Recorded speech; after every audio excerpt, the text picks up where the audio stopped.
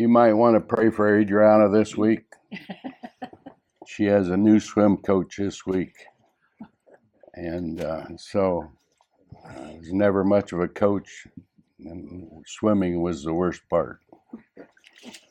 So most generally I can swim as long as my head's above water.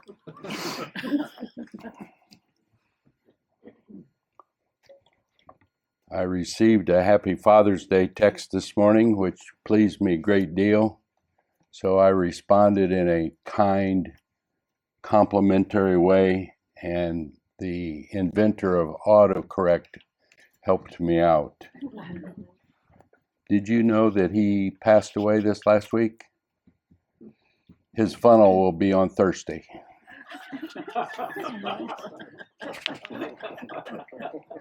Okay. What? His funnel will be on Thursday.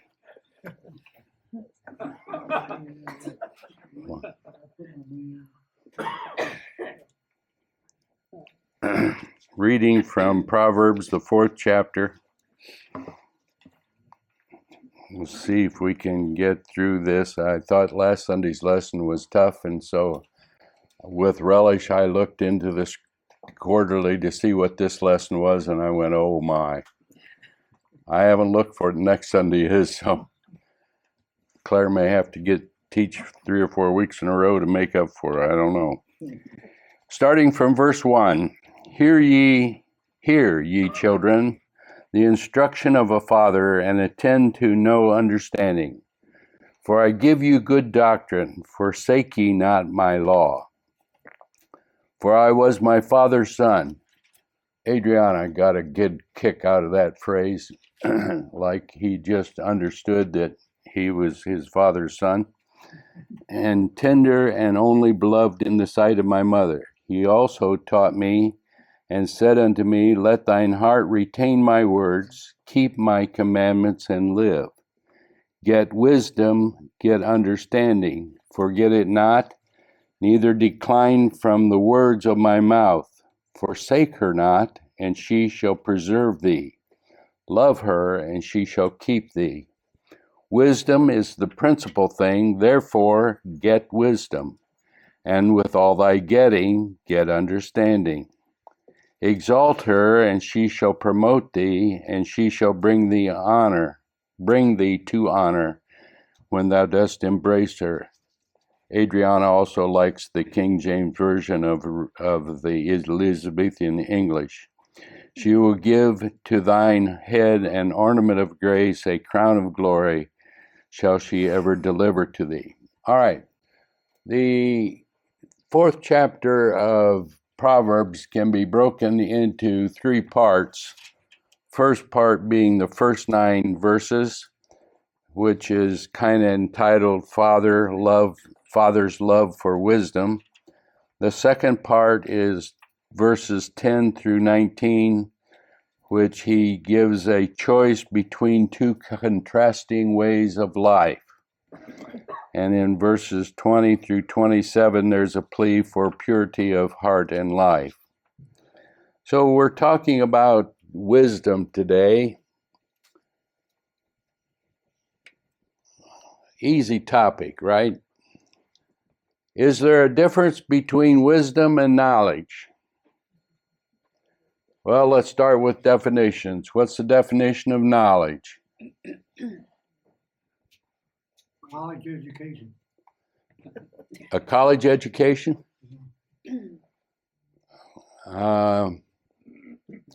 That would be a part of it. Part of it.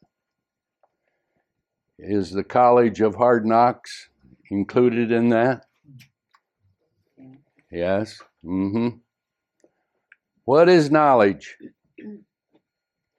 Things learned. Things learned? Okay. Is wisdom the same thing as knowledge? What's the difference? What's the definition of wisdom? Discerning. Discerning correctly by looking at different sides of information. Discerning, she said, looking at the different sides of the information. The quality of having experience, knowledge, and good judgment. Keep reading. The quality of being wise. Quality of being wise. Okay. Can I have a lot of knowledge and no wisdom? Yeah. Can I have a lot of wisdom and no knowledge? No. Knowledge is the ability to use wisdom. Knowledge is the ability to use wisdom. Can I switch you around? Yeah. I think I'm going to switch you on that. Wisdom is the ability to use knowledge in an efficient and effective way. Okay? So, the writer to the Proverbs is saying that wisdom is something that we should get. And with getting that, we should get understanding. Oh no, another word. What's the difference between wisdom and understanding? See, when you read the Bible, you got to read it and you got to think about it. You don't just read words, you read for understanding. Sorry about that. Understanding is to be able to put your head around the whole circumstance, okay? Now, if wisdom is so important, then we should go and talk to Mrs. Google and say to her, what are the types of wisdom that there are? And so I did that. And Mrs. Google gave me funny answers. She said there are 4 types of wisdom. And I said, that's wonderful. And I started to look them up and I did a little research on them. And then, as Mrs. Google is very good at giving many suggestions when you ask one question, or sometimes she answers before you finish your question. She said there are 2 types of knowledge. No, there are 7 types of knowledge. No, there is 5. I think I had up to 9 different versions of types of knowledge. So we're going to go with the 4 to think about that. The 4 that we are going to talk about are I'm looking for my writings here.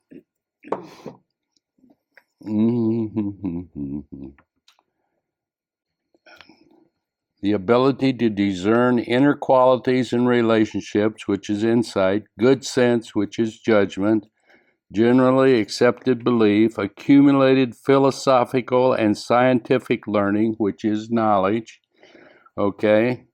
All right. Then we get into the 4 that I wanted to talk about. One is earthly wisdom, intellectual wisdom, devilish wisdom, and divine wisdom. All right? Which one do you want to tackle first? Let's do the easy one first. What is intellectual wisdom?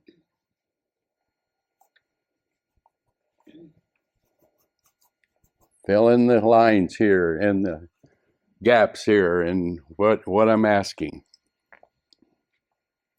I can give you a good example of the opposite. What's the opposite?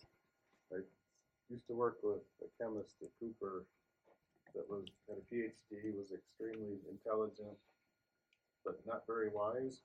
Okay. Because one time he ordered a chemical he wanted to use that could explode or catch fire if it was exposed to light or air. So we didn't open it and disposed of it later. Uh-huh.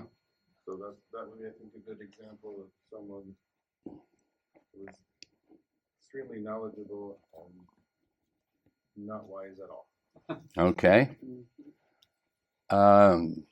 One of the interesting parts if you go to college is that you find some very intelligent people.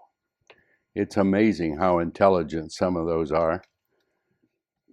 And some of the trivial problems that they have difficulties with because common sense don't grow in their garden. Okay? So let's talk about that. Intellectual wisdom refers to a type of wisdom that is acquired through learning, critical thinking, and the pursuit of knowledge. It involves understanding concepts, analyzing information, and applying logic to solve problems.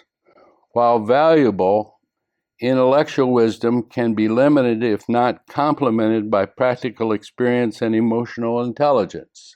Okay? So, in my intellectual wisdom that we just referred to, where is God in that?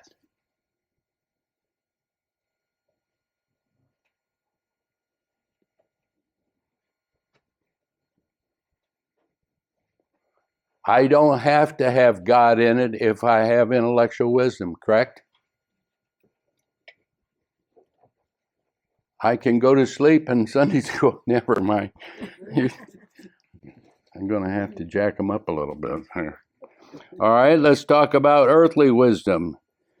In a biblical context, refers to the knowledge and understanding based upon human reasoning, worldly values, and self-centered motives, rather than divine guidance. Come on. It is often contrasted with heavenly wisdom, which is rooted in God's truth and righteousness. This worldly wisdom is characterized by envy, selfish ambition, and a tendency toward confusion and evil. Okay? Earthly wisdom. I have no time for God. God is not important. I don't need to have His involvement in my life, and I am going to do things that will get me ahead as far as what I want to accomplish in my life. All right? Contrasted with that would be divine wisdom. What would be included in divine wisdom? Faith. Faith.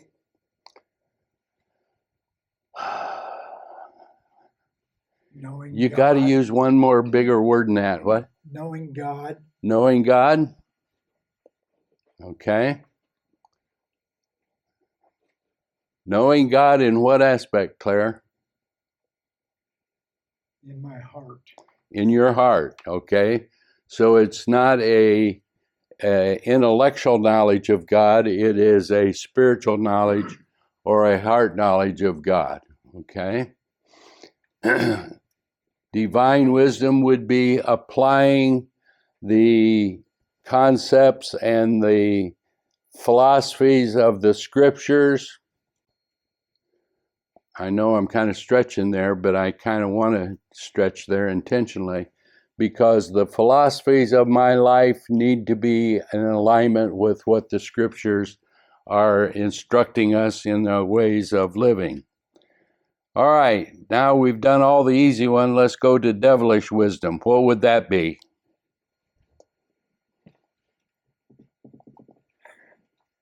Self-serving behavior. Self-serving behavior. I would go with that. What else?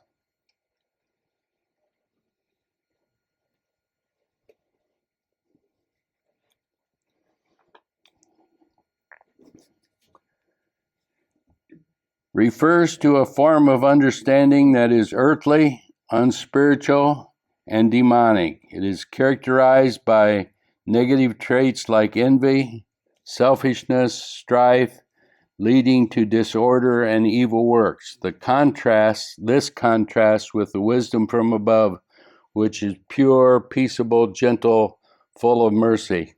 Okay. So we have there different types of wisdom. All right. So I said to my granddaughter last night as we were traveling home, I said, we need some examples of wisdom. So I asked her if this story would be applicable. 3 fellows were going through a wilderness, hiking, and they came across a raging river of which they needed to cross. The first fellow bowed his head and prayed and said, Lord, give me strength that I may cross this raging river. And he got muscles, and he swam, jumped in and swam and swam and swam, and he finally made it to the other side. The second fellow observed, and he prayed, but he prayed this way, Lord, give me strength, but also the tools that I need to cross this river. And the Lord provided him a boat and muscles to row it. And he rowed and rowed and rowed across the river. The third fellow observed, and he prayed this way, Lord, give me the strength, the tools, and the intelligence to get across the river. And just like that, the Lord turned him into a woman. He reached into his hip pocket, pulled out a map, walked down the riverbank about 100 yards, and crossed the bridge.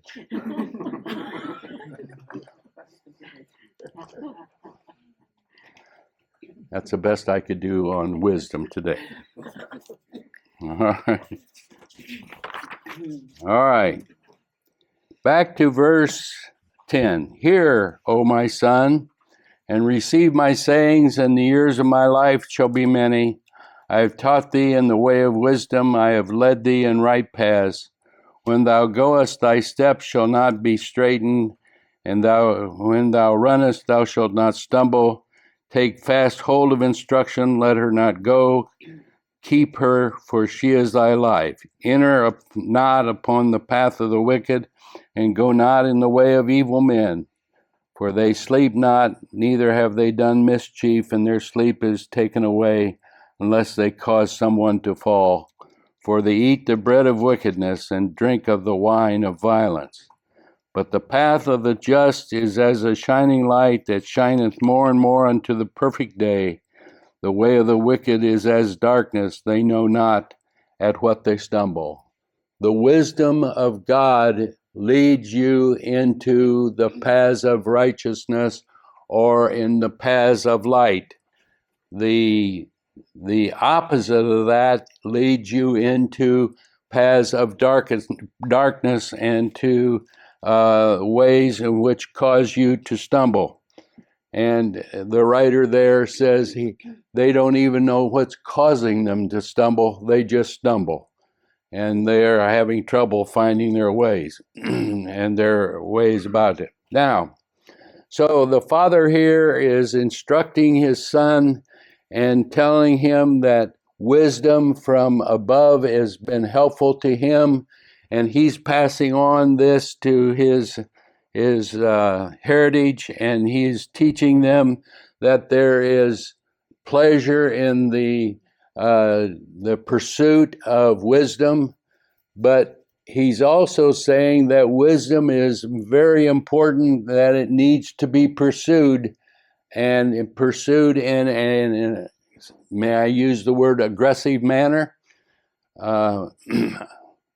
When I was a boy growing up, we associated with some friends. I got to be careful what I say because you'll know who I'm talking about. Let's just say they didn't put an importance on education. Education was a necessary nuisance that took place to get the kids out of the house. But the real work was in the hard knocks of life and done on the farm where real work needed to be done. The rest of it was a bunch of hokey pokey. Well, we didn't follow after that. And the writer to the Proverbs here, Solomon, is saying that the pursuit, the aggressive pursuit of wisdom is what we need to be accomplishing. All right. Where are we at? More than being taught, we need to aspire to learn more, which brings up the parables of the hidden treasure, and of the pearl of great price. Do you remember that parable that Jesus taught was that a fellow found a pearl of great price, and he went back and he sold all that he had and went and purchased that so that he would have the pearl of great price in his possession. And the other fellow there was a treasure that he found in the ground, and he went and got rid of all the trivial stuff that he had, and he purchased that so that he would have this treasure. It was something that he aggressively went out and looked for. All right. But with godliness there is contentment and great gain. Knowledge of God is worth all it costs to obtain it. All right. So that is what our purpose is and what we're striving for. All right. What else do we want to talk about this morning?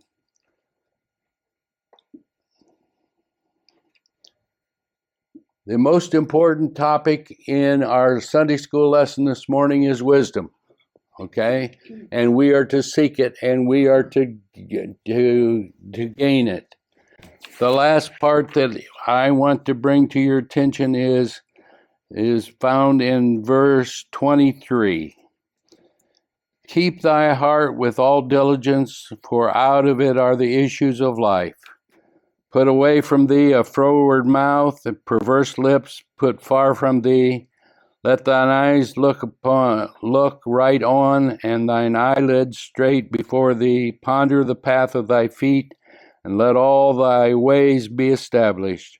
Turn not to the right hand or to the left. Remove thy foot from evil.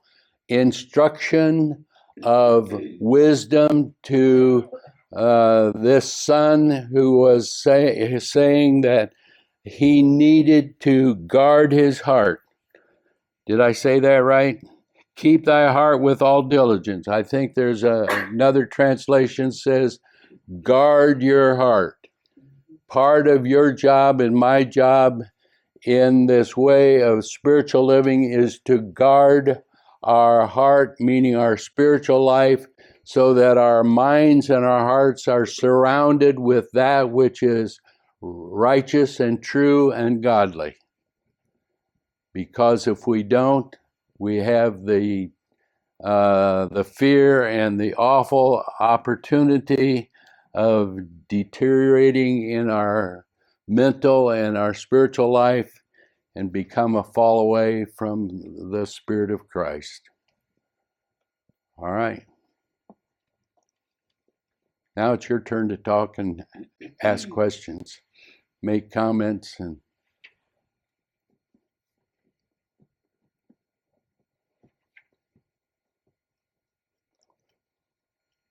everybody feel free. I apologize for such a poor job. Come back another Sunday and we'll try again. Have a good week.